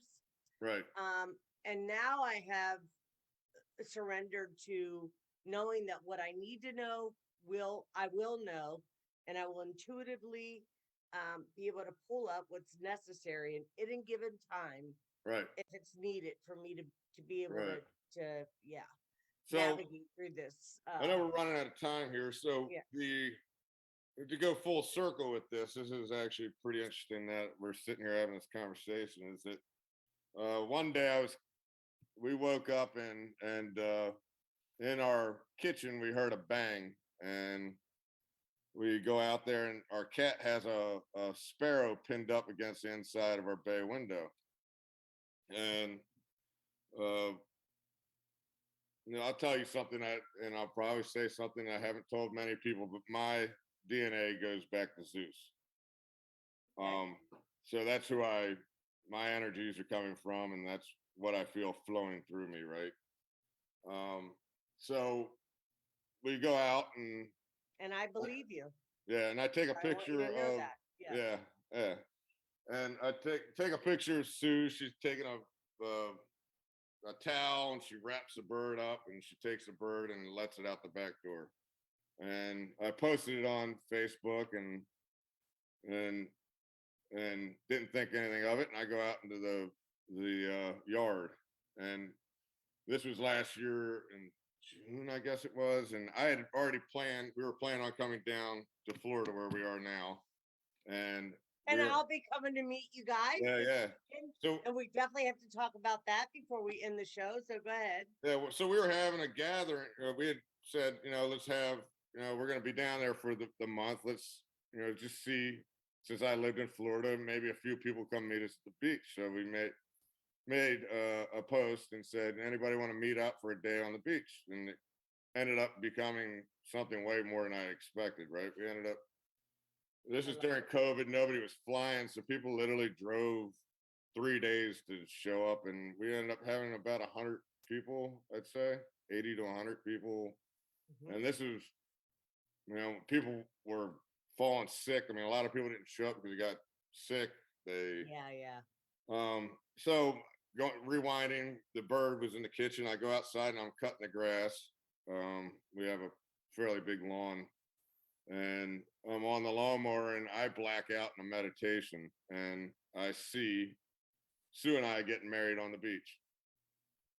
And I see who's So wait a married. minute, hold on. You were meditating on the lawnmower. I mean, that just happens, that's like when I get into that, where I don't have to think I'm not mode. laughing. I think it's fantastic. I'm Yeah, just I mean, it like, just yeah, happened, and yeah, it yeah. was so clear, and I saw myself getting married on the beach, and I saw that it was the woman and the guy that did the ayahuasca ceremony. They've never Oh done wow. they've never done a ceremony ever, right? Hmm. So I like black out and I go running in. We have a 80 kid daycare attached to our house with 80 Hmm. kids that she runs, and she has her office, and I go running into her office and I go, I don't know what just happened, but I think we're supposed to be getting married. And she goes, is this a proposal? And I'm like, no, I don't know what this is. We'll talk about it later, right? So I go back in the house I love and it. yeah, go back Oh in the boy. house and I look up on Facebook, and Facebook, I see my post about the bird. And somebody goes, well, you should probably look into the spiritual meaning of that. And I'm like, Yes. all right. So I look it up, and it says that a sparrow found in your home is a sign of good blessings, and that Aphrodite, who is Zeus's daughter, leaves a sparrow in your house, and that good fortune will be following, that a wedding will soon happen.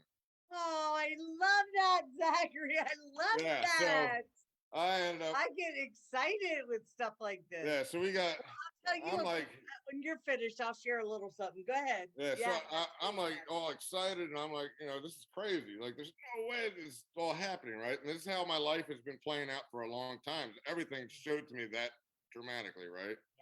Yes. And I'm like, all right, so I think we're supposed to get married, Sue. Like, and the 7/17 is like our celebration. That's like our So we ended up flying our kids down. 7/17. Yeah, which is Yeah. 7 months and 17th day is when Yeah, Noah's that's right. Ark Right. landed. So, and the event is on the 14th. 16th this year. 16th, 15th. 15th, and 16th. Yeah. So, Hey, Katie, did you put that flyer up where people could see the flyer for Zachary's event? I don't know. She might not be I'm sorry. She might not be at the desk for. I'm sorry. Did you put it up, Katie? Oh, okay. I didn't know. I can't see it on this screen. So okay. awesome. Thank you. So I remember reaching out to the couple that did the ayahuasca ceremony, and it was like it all hinged on this moment. It was like I was asking them. It was like I was asking them to marry me too, right? Mm. Because I saw it so clearly that they were the ones doing it, and if they had said no, then my vision wasn't right. Right.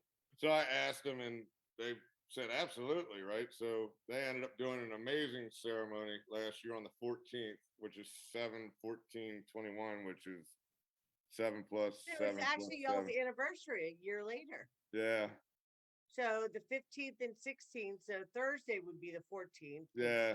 So we're I got I was fortunate enough to get an Airbnb 20 minutes from where the location is where that's the cool. event is. And I encourage everybody that is either listening to the live or that will be listening either on Conscious Heart Solutions channel or Soma Fusion Media to definitely check out the flyer. And if you're in the area or you feel like going on a road trip, come and join us. Now here's a It will be cool. my first time. Yeah, I'm here's very here's a excited. cool wraparound with all this. Is that Friday night? I told you about Jason Ray Light. He's the one that's going to be doing the yoga and meditation.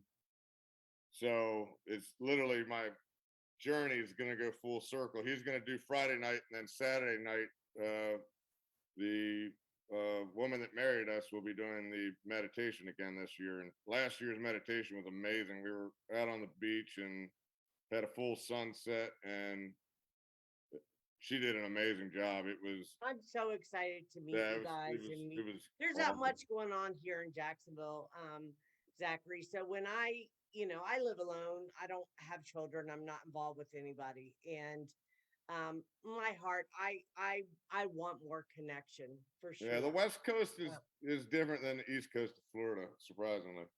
yeah. It seems it's feels like it's more my tribe, and I would imagine your tribe if we're having this conversation, right? You mean in On the West California, Coast. West Yeah. Coast? Oh, like Arizona and stuff? No, West Coast of Florida. Oh, I see. Okay, yeah. Yeah. Well, there's not a whole. I mean, there's people that I've met here that I don't necessarily, Yeah. there's a lot of reptilians in this area, and don't misunderstand me. I don't have any issues with reptilians. I did it one time because I fell under that Well, they teach you, nonsense of, right? They're yeah. here I to teach mean, you. you have good, if you want to use the word, even the words or the dialogue of good, bad, right, wrong. I mean, all different star tribes have had their good and bad. Hmm. We all, so from galactic history down here to the earth, we're here to come back together as a human family. That's what I say. Absolutely, and we're not And doing a very good job of it so we're far. going, well, those that are ready are. Yeah, I mean, I when mean, we're look all, what you're doing. You're doing amazing. yeah, we're You're having, all, yeah. we're a lot of us are getting frustrated, right? Because we want things to happen in our time, and it's just not going to happen that way. We're learning a huge lesson in faith at this point, right? We're learning that we are not in control of this, right? We No. are to a degree, right? If we all could just come together and decide that we're done, we'd be done, right? Well, there's a lot of other countries that are doing a lot of things. I mean, we both know this is Yeah. a shout out to Terry Wade and Tone Yeah. Mellard and I try to there's a get lot of Tone out people that here. you and I are connected to that I didn't, until we became Facebook friends. I realized that we're connected with some of the same people, and people Yeah. are doing the best they can to Oh, bring for sure. awareness and so forth. But I'm at the point where that's why I named this show, and I started this in 2019, and I only have 300 subscribers. Right. Okay, which is mind blowing. Right. I know that Oh, they're for blocking whatever you. reason, I'm sorry. They're blocking you. Yeah. And That's- it's okay. And I'm not, yeah, because I know if I reach one heart, I've served my purpose. absolutely. And by the way, those that will be listening, please do subscribe.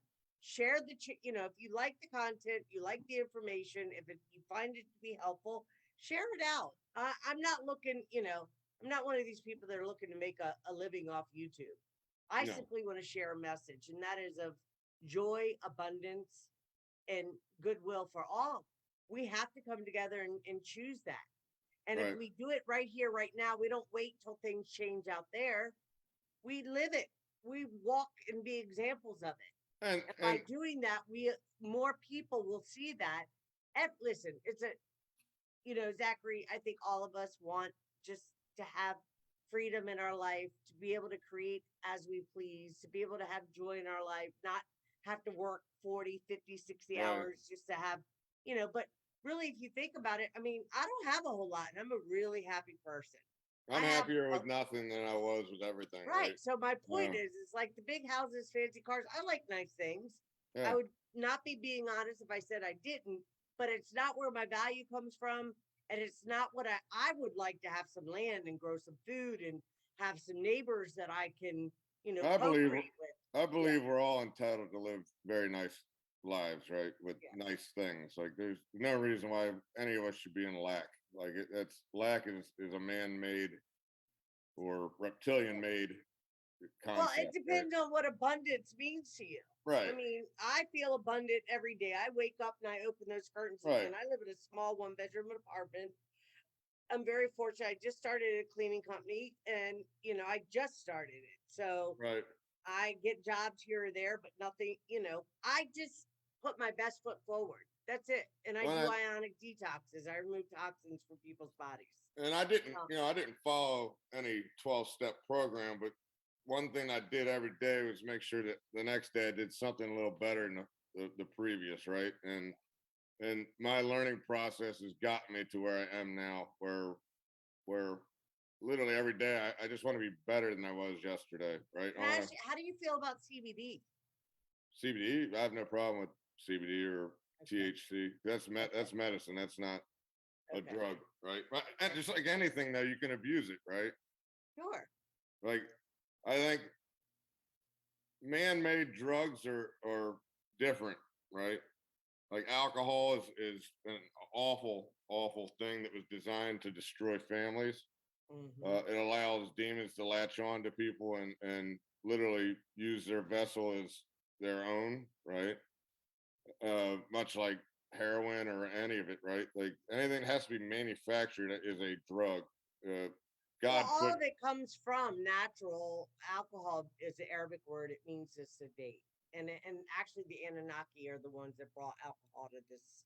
They're the ones uh, that created food. whatever. Uh, I think that alcohol destroys too many families, oh, I and don't I don't care for it either. You're not by yeah, yourself. I yeah. would much I do smoke CBD occasionally, but not often. And I I mean, I do use THC, medicinal for yeah, yeah. and I think that it's THC, if you utilize it as a tool, is a beautiful thing, right? Well, they kept it illegal for a long time, Zachary, because it cuts out the mind control. When you smoke Yeah. pot, you're not the It mind also helps you has nothing. meditate and connect, right? Yes, that's right. So, So, and but then obviously ayahuasca is a plant medicine. Like plant medicines to me are different, right? They like people. You don't go do ayahuasca for fun, right? Like, no. and if Well, you are, I decided probably about 3 or 4 months ago. I can't remember. I don't know. I got some mushrooms from somebody, and I decided to have an experience by myself. Now it was more of a body, a physical thing than it was like I didn't really get, I've Mhm, left the body. I don't really need drugs to be able to do what I do. right, But I just figured, okay, because I'm always thinking, and this is another trap that we always think that there's more to heal, right, right? At what point do you say, okay, I'm done being a I'm victim, healed. Now I'm gonna heal my body, but right? emotionally, mentally, spiritually, it's like, no, we don't ever arrive. If something triggers you, sit with it and take the time to work through that and let it go. And the more often you do that, the less it will show up because you've now accepted whatever it is and so forth. And for a long time, I mean, I was really caught up with, why things happened to me. And my, it's taken me, I had a lot of karma to work through. I'll just say that a Yeah, I whole do lot. too. Yeah, Yeah. I do too. Yeah. Yeah. So, and it's okay. Now looking back, I'm like, I wouldn't change any of it because I just see life in a whole different way now. And the things that I used to value before comparison to now are much different. I Hmm. always kind of had the same core values. Like I care about people deeply. I'm a Leo sun, and I was born on a full moon in Aquarius, Right, and I'm a Aquarius rising. So while I'm a Leo, which is a masculine sign, by the hmm, way, um, the Aquarius, I'm in my head a lot. I'm in the ethers a lot, and I have to right. ground myself and because I want to figure out things. When something doesn't make sense to me, That's all of us, I think, yeah, right? if it nudges at me, I want to know, yeah. But I've learned to surrender more and say, okay, it'll come if I'm meant to know it, it will come. I get ringing in my ears, I get downloads, Yeah, we'll get it whatever. all before Yeah, it's over, right? And that's one thing people have to realize: the Great Awakening is not a political thing, right? This is a spiritual, biblical phenomenon that's happening where we are all learning that we are uh, way more powerful than what we have been led to believe, right? that's We correct. are not victims, and once No, we we're all not. realize that, we're going to realize how unimportant and how unpowerful these people that are trying to hold us down Well, really I'm are, just right? wondering what are we in America gonna say? Because I've listened to a lot. No, I stopped like what I had shared with you yesterday when I sent a message to you that I don't. there are certain people that I listen to, and I even, I dowse and I get clear yes and no answers. And Right. when I don't get a clear yes or no answer, it's not meant for me to know at the time, where there's no concrete answer for it. Right. But it does help me. I do get, clarity, and I'm able to pick up information, and or at least get, if it's a, if what's being shared is true Right. or not. Right. But my point is, so many people, there's so many just uh information agents out there. There's a lot of confusion. Everybody thinks they know, everybody wants to be the one, and I just say I don't need to be the one. I can fall Well, back the and thing just, I realized is that the only person that I trust is my highest self, right? that's right. Right? You call that God, or you call it your highest self, or you call it whoever it is, right? That's once you get that relationship, I don't search for anybody else's answers, right? I look at people around me, and they're providing me data, right, that I keep in my back pocket, so that when I have information that's downloaded, I can go, all right, well, this person over here might have that answer, right? And then I can confirm. Sure. Yeah. Then I confirm that answer. And one thing that I'm here for is to connect people, right? That's part of my job is a So do you connector. mind sharing what star family are you connected with? Arcturian. Okay. And Octurians are huge But people. and that's Information. another construct, right? Like I think we go back further than that, right? I think that that's a way for us to realize that we're not here from here, right? But we go back farther than that, right? Oh, I believe that too. I think we've I all mean, been well, multiple star seeds, right? yeah. My soul source started out in Lemuria. Right, I went from Lemuria to Pleiades. I'm right, considered a Pleiadian, half Pleiadian, half Lemurian. right, But I hold Magdalene DNA, and I'm one of 9 on the planet. right. But there's one Eve, and I'll just say that. One And what? the word, there's one Eve. Right. Well, Eve, that's who we're waiting for, right? Eve, me, what? You're Is that waiting who for we're waiting Eve? for? Are we waiting for Eve? Where did that come from? Well, Everybody's on the planet, Zachary. We're what's all that? here.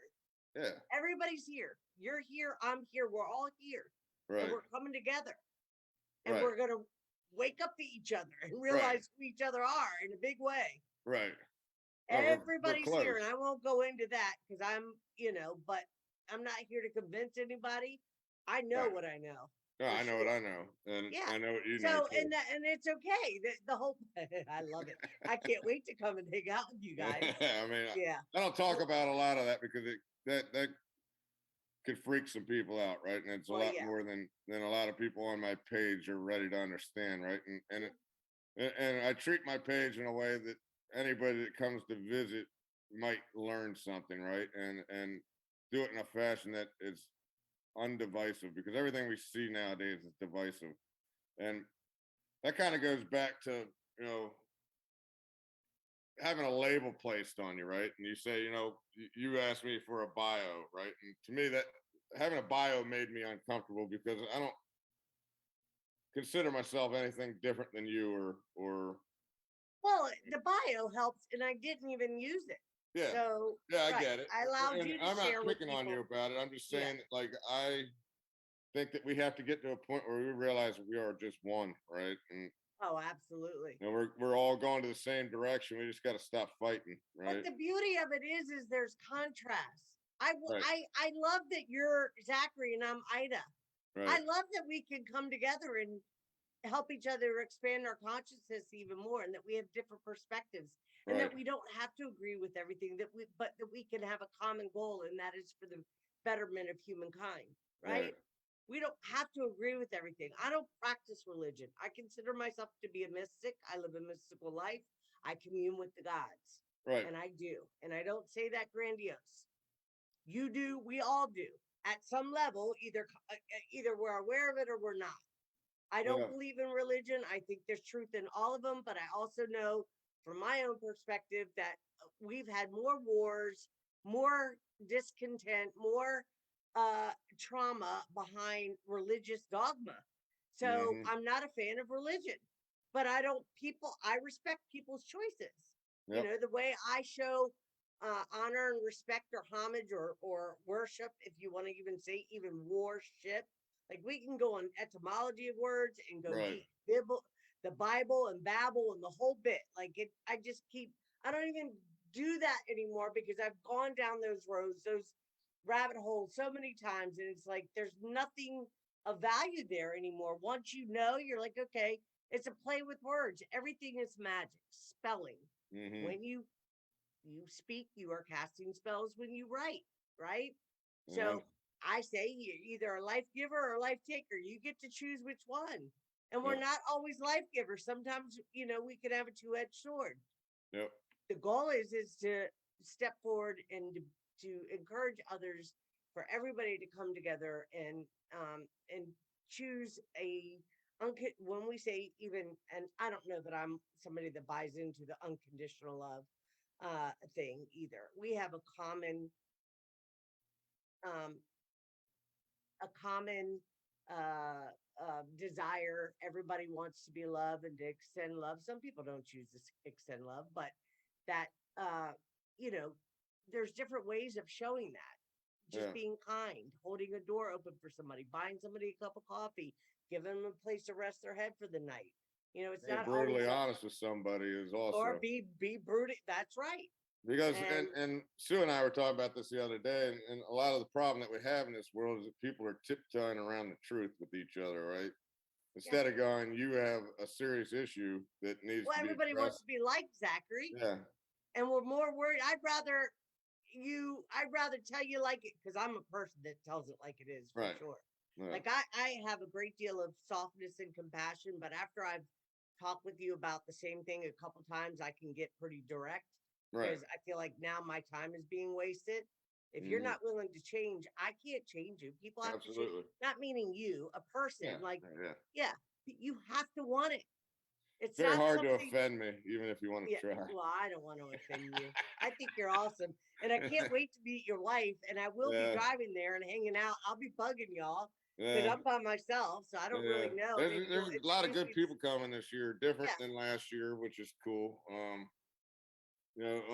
Some people, aren't going to be able to make it because of gas prices and whatever. But whoever's here is meant to be here, and it looks like it's going to be a good crowd of really cool people, right? Yeah. Um, I know that Dylan Monroe's coming, the guy that did the 17 map. He's coming, so Oh, wow. he's got a lot of insight. Yeah. Rumors are that Ireland Clark and Michael are coming. Do you know Michael from Our Everyday Lives? He's like the 144,000 channel. Oh, yeah, I see. He does. I get Yeah, notification. they may be coming. I know that they were just doing an event in Jacksonville yesterday. I think they did I a didn't truth hear of truth anything. Yeah. truth event there. So Okay. I mean, it's a cool group of people coming. Hopefully they'll show up. But whoever's here is meant to be here, right? Yeah. Yeah. No pressure. And I design it in a way that it's not gonna cost anybody money. It's so So as long as you is it at a park? Is that where no, it's at the beach. I know, but what is the name? Because I kept putting, Indian tiki gardens, yeah, which that's are what, yeah, yeah. something It's just a garden. park. There's a parking lot there, and you walk straight across the street and walk out on the beach in the Indian Shores. Indian Shores is an amazing place. It's all old Indian burial grounds here, and one of my buddies who lives here, he's into all of that stuff, and he said that they found giants here that So, they are you hid. familiar with Michael Lee Hill? I've heard the name, but no. You should. I'll send you the interview I did with him, and if you want to watch it, if you just, Yeah. So he's actually it's well, he's he's a part of, cool guy. He's coming, yeah, and yeah. he actually is looking for somebody to invest in a movie that he wants to shoot in regards to some of the archaeology of Florida, which is pretty interesting, right? Well, maybe we need to introduce him to Michael Lee Hill. So Michael Lee Hill, well, I won't speak for him, but I'm friends with him, and I haven't met his beloved Sarah yet. She and I are friends on Facebook, but he holds Anunnaki DNA and evidently is a hybrid of Enki. Okay. And I don't know if you're familiar with the Anunnaki, Enki and Enlil. Well, I know Enki's, that's part of the Norse mythology, right? Okay. I'm not Like sure Thor about and that. Enki and Yeah. Okay, So what you got to realize that like Thor, Zeus, all are the same characters, but from different either times or places, right? It's or all different over. lifetimes. Yeah. It all overlaps, kind of like Jesus is the same as Abraham and so forth, or whoever else is from a different time, right? I think that's another story. Is that we've lived Well, many we different definitely times. have to have you come back Yeah, because I know a little bit too, and I'm not yeah. saying that what I know is absolute fact, but I mean, We're piecing it all together through each yeah, other, we're right? putting pieces together, and we might be able to, come gather some information together, or or activate one another where memories we're able to have Right, some more memories come through.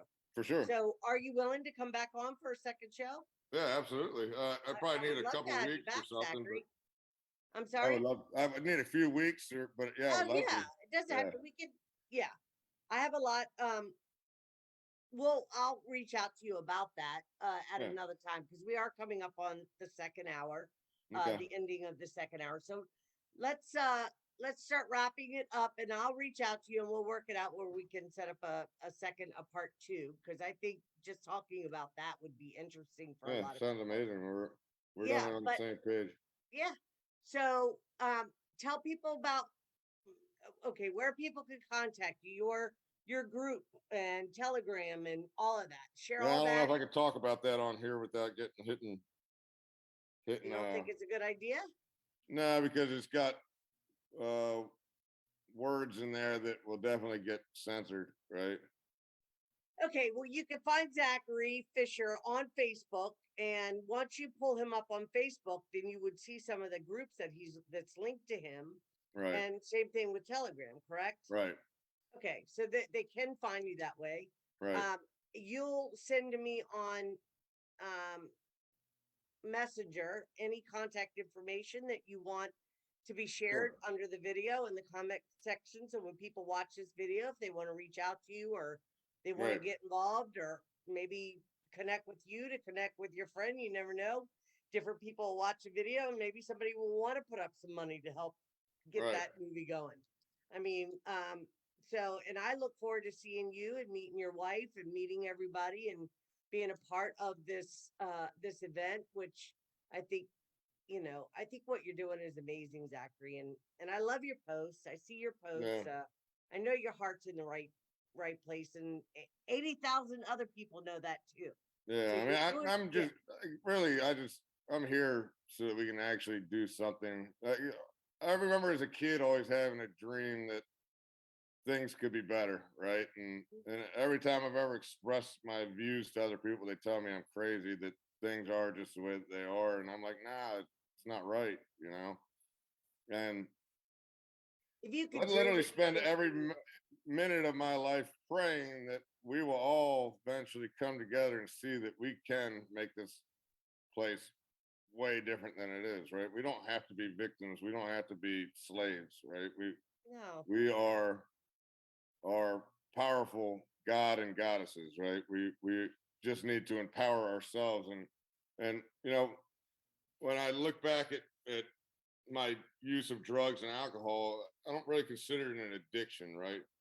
Like we can be addicted to a lot of things. You can be addicted to good things and bad things. It's all just where you want to put your energy, focus. right? Yeah, your So energy. I don't like to call it an addiction because I'm not tied to it, right? Yeah. It doesn't own me. Like there's not a thought in my mind that would ever allow me to get to that place again, right? And that is through empowering myself that I did that, right? No 12-step program got me there. It was a choice that I'm not going to be a victim to any of this shit anymore. And to be honest with you, and Sue says this to me all the time. She goes, "I'm worried that you're going to get bored of me because I'm just a simple person." And I say, well, you know what? My choice of wanting to be simple now, because I'm done learning my lessons, right? Like, Yeah, yeah. Well, the lessons become more loving and right, right. So right, we and can there's learn. still Yeah. still going to be hard lessons in life, right? But But I you don't choose have to go not to have through that karmic, trauma and nonsense to learn lessons. right? My lessons are much more simple now. I learn them much quicker, Yeah, and it's a different as you move up, yeah. the lessons become lighter and more expansive and more fluid rather than And you only rigid. entangle your energies with other people, Right, exactly. right? There You you don't go. let That's people right. suck you down into it with Yeah, them, right? yeah. That's important. Well, I'm not a person. I used to, I never see myself as a victim, Zachary. But I did definitely honor the fact that I was victimized. Right, And when I decided to stop allowing myself to be victimized because I put myself in those situations, nobody did anything to me. right. I chose the situations I put myself in.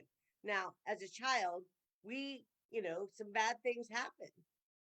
But I do believe that there are some things that we agreed to prior to coming in order for us to have the full gamut of experiences so that we can expand our soul and grow.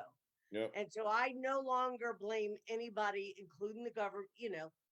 The matrix is going to be the matrix, but we don't have to uh, participate in a way that is against us now. We can right. use it, use um, our gifts and our own abilities to manifest a life that feels good and that is helpful and useful Hmm. to ourselves and to others, be it our family, friends, coworkers, whatever.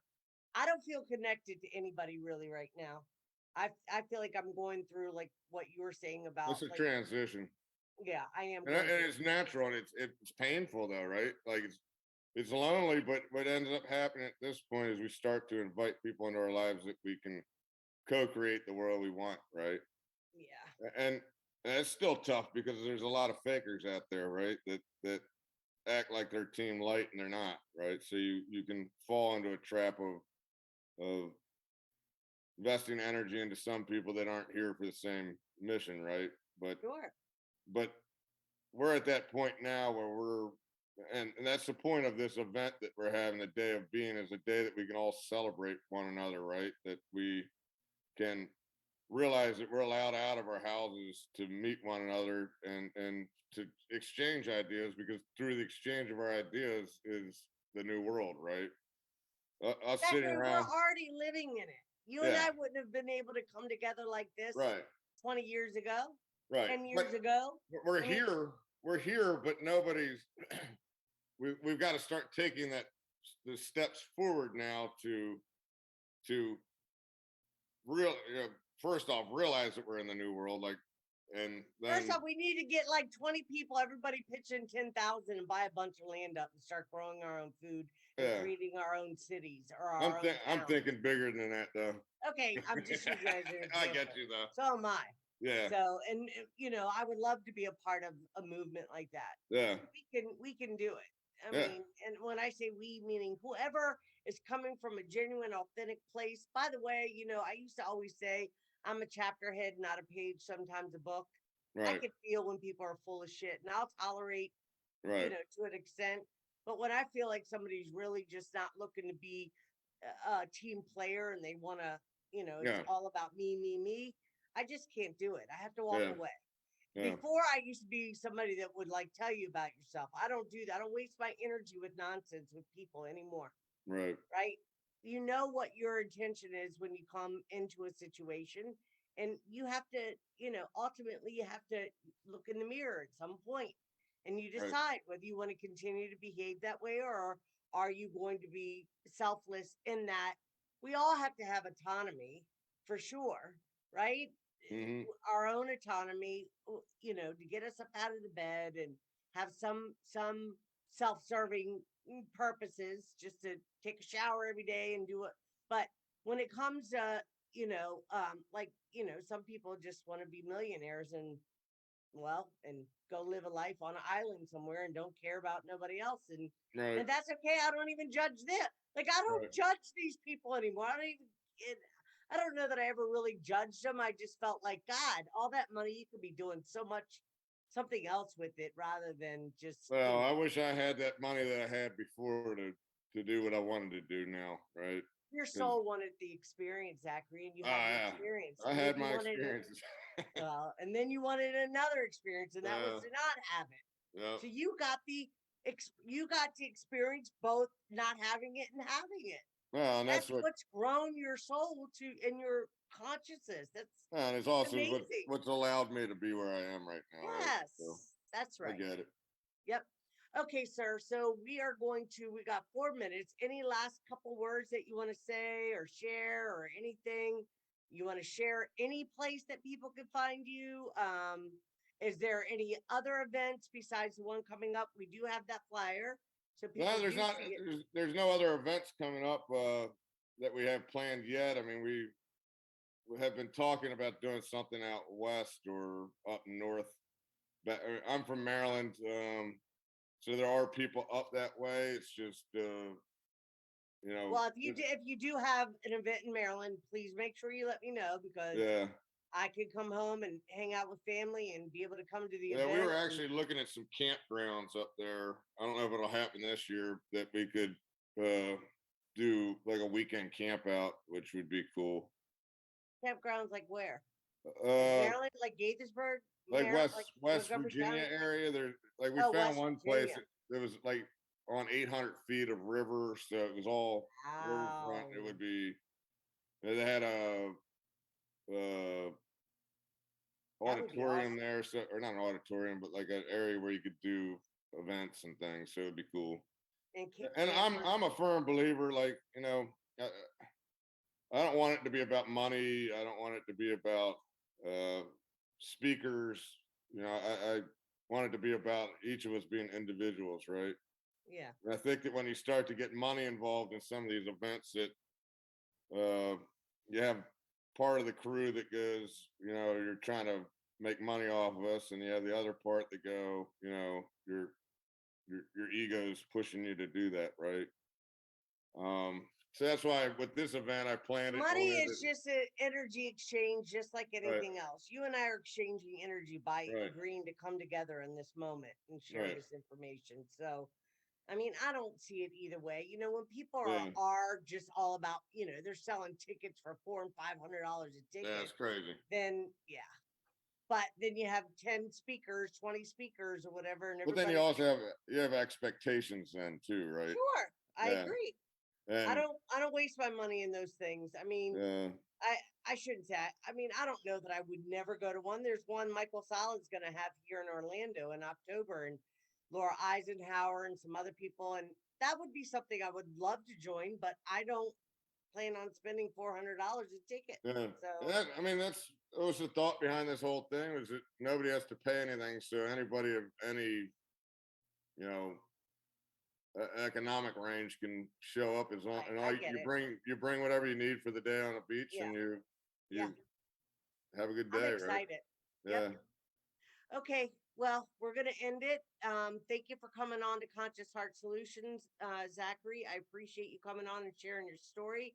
I trust that this will reach the hearts that it's meant to, and we'll have you come back. I'll be in touch and we'll work out another date that's going to work out for you. All right, Let great. you enjoy your anniversary with your wife and get through Thank you this so event, much. and we'll work out. Yep. I So appreciate think you. about, yeah, absolutely. And we'll work out another day, maybe sometime in August. We'll have you come back for a part two. All right, perfect. How's that Sounds sound? awesome. Thank you. Yeah, very good. Thank you. Have a great night. Yep, bye bye. All right, bye. Just